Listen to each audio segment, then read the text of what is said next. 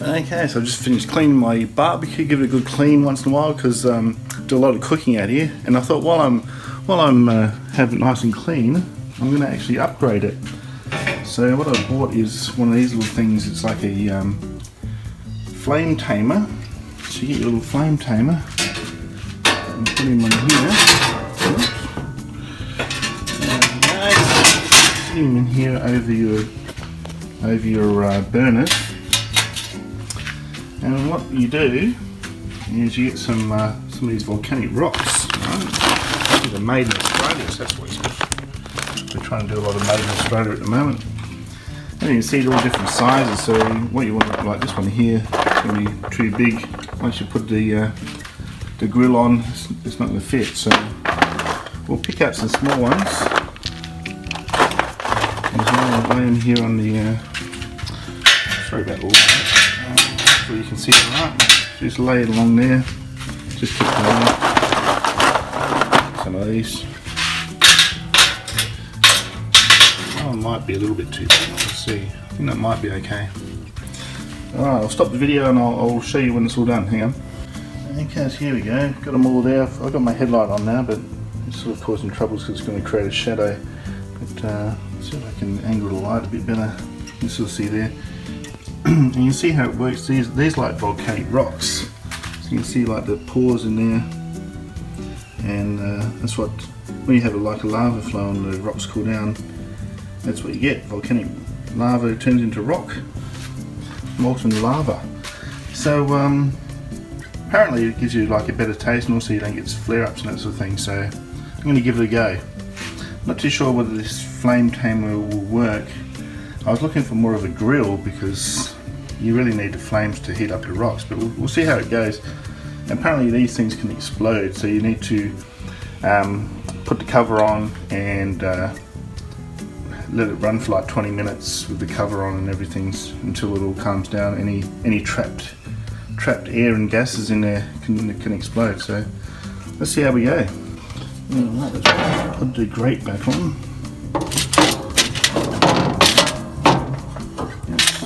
That's sitting fine. I actually busted this. I tried to straighten it up by stepping on it, and I put too much force and split it in two. But it's actually been a bit of a godsend because now it's in two parts. You can sort of shift it around a bit. So there we go. Let's fire her up. And see how we go.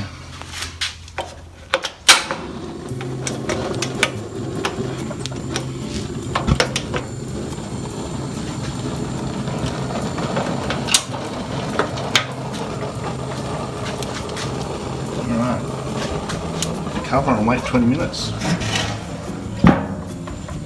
There you go, you can hear something popping.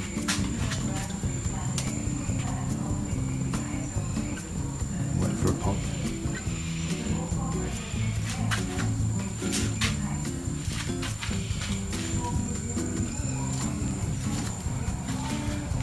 a pop for me now, is it? There we go. So that's what I was warning about. You can get like little bits of volcanic rock popping and causing a bit of trouble there. So that's why you let it run for about 20 minutes, so all the escaped gases can come out. There we go. Oh, here's some big pops now. Here's some popping there. And I was saying on the packet there, that's why you need to be careful of these things. It says lava rock may contain gas and may explode when heated, ejecting particles for several meters. So if you place a rock on a rock tray, cover a rock with cooking grill and metal lid to stop any flying particles. Turn unit to high, burn for 20 minutes. There we go. That's what I'm doing now. Because yeah, that'd be pretty dangerous actually. It'd be pretty dangerous having that popping.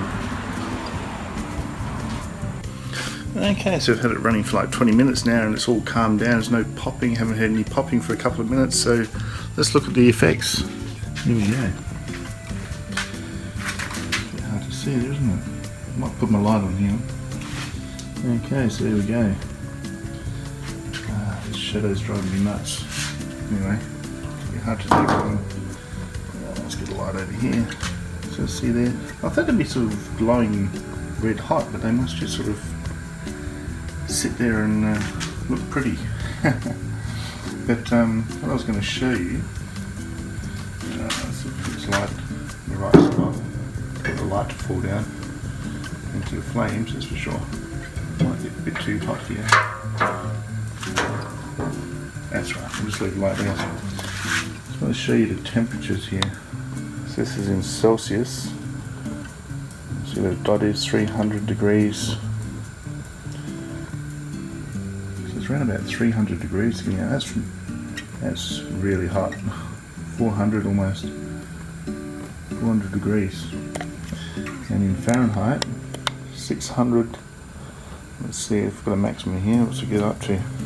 700 degrees. 700 degrees Fahrenheit. Roughly.